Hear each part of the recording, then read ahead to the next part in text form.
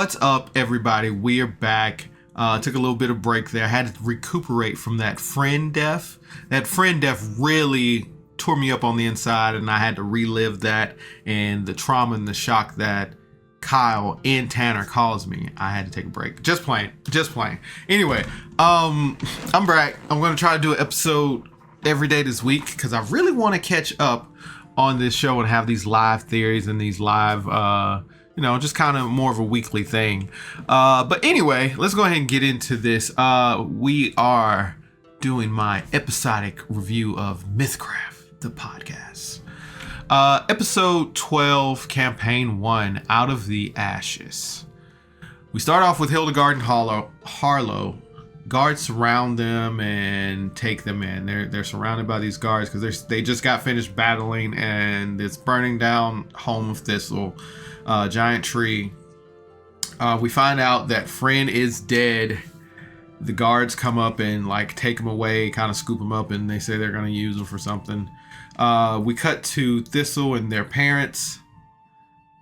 Their dad is hurt and unconscious. Apparently has all these burn marks, and we quickly find out that Thistle's mom knows magic. Thistle's mom casts a couple of little small magic spells to get away at that time, and the guards look for people around, look for more people that they can find. They don't find anybody out. They don't find Lucian is the important part. Thistle and her mom and her unconscious dad sneak out the back, and eventually they find Lucian, and they fish him out of the rubble. There's a small cabin that they head to, and they stay there. Thistle's dad wakes up for a little bit, and he's like, one of the soldiers told me to give you a message, basically to stay out of their way. And I really want to know what that was about. Or is it just a warning, or was it a targeted thing about Thistle? Whatever. We cut back to Hildegarde and Harlow as they are taken away by these soldiers. They're being taken somewhere. Harlow tries to get away. He tries to break out of his handcuffs, but he is immediately caught. One thing, I'm ahead of this, and they're going to prison, blah, blah, blah. One thing about this is I wish, what would have happened if they rolled higher? Because Harlow and Hildegarde been trying to break out of prison and break out of these situations, and they've been rolling horrible every time. And I don't know if the DC's just set too high, or they just the luck of the dice. But I wonder how Kyle would have handled it if one of their plans actually worked at any time. Because so far, every plan has just, the dice has been horrible. But Harlow tries to break out. He is unsuccessful, and they restrained him even more. They don't know who he is, the legendary Harlow of the web.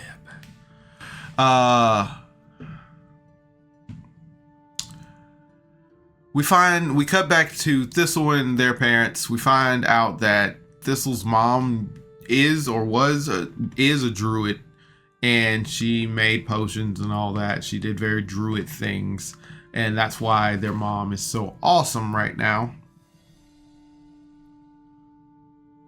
Thistle's mom ends up healing the dad and Lucian as much as she can. And then we cut back to Hildegarde and Harlow. We find out that they're being treated fairly. Nothing unjust is happening to them. They're still prisoners of war, but they just aren't being pushed around or fed slop or anything like that. Hildegarde starts plotting revenge immediately. How am I going to get revenge on these people? Instantly start making a plan how they can get one over on somebody, whatever. Nathan is really good at taking in information and gathering that information for a plan. It's very detailed analytical work that you can feel the gears turning when Nathan starts talking. Harlow drops all the Harlore right here. Harlore. He starts going on a tangent about how he was raised and everything he went through, just like beat by beat by beat. And it's so funny because Thistle has been trying to get this out of him for so long, and he's here with Hildegarde, and he's like, you want to know my history? But it was a point he was trying to make. He was like, everything's happening for a reason. Let's just sit here and let's just see what happens. And I don't know if that was Cody being like, the DM's trying to go somewhere and we should just go, or actual like that's what Harlow was thinking. Boop. Hildegarde has a dream one night, and someone tells her that everything's going to be okay. It's the same voice that's been calling her Chipmunk. Really want to know more about that. Pretty sure it's like her parents or something. I don't know. I'm not even going to speculate. I can't touch that with a 10-foot pole, because I feel like that not just a Kyle thing, but I feel like that's also a Nathan thing, and those two minds together is just like, I don't know, this is part of Hildegarde's backstory. And you get so much liberty as a DM in character's backstory, and then you get so much liberty as a player building your own backstory. It's cool. Give take relationship.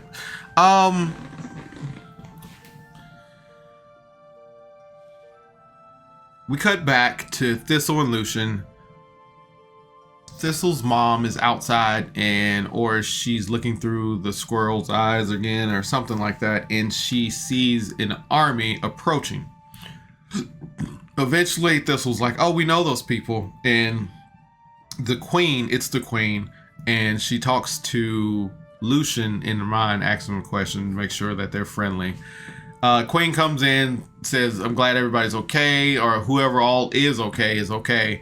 And she gets her clerics to heal people. She talks to Lucian and Thistle for a bit, and she's like, hey, we got to keep going. We're going to go. You're more than welcome to come with us.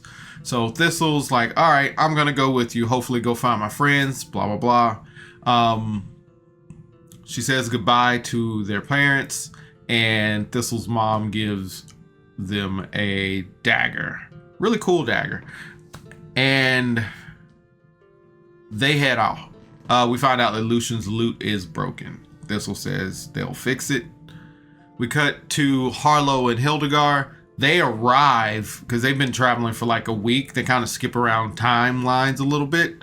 But they arrive to wherever they're going, and this guy is like, finally, you're here. And voices, I think it's the Emperor. I mean, I don't know. I don't remember this. And I think it's the Emperor.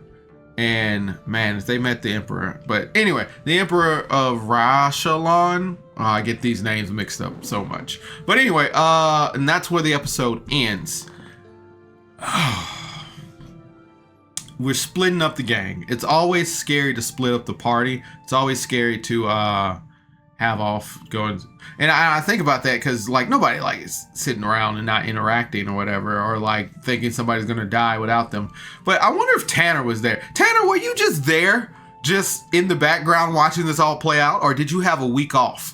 Like did they just tell you not to show up this week since friends indisposed? But real solid episode. We split the party.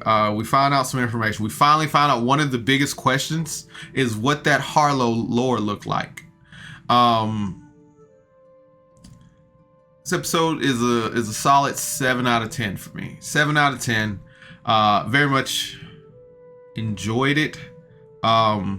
It's a good aftermath episode of what we just went through, because that the climax of that 2-part episode was a lot. People died, a lot of stressful situations happened. So I feel like this was a good like somber episode afterwards to kind of deal with the aftermath of what happened. So it was handled very well. So yeah, I enjoyed it. MythCraft, baby.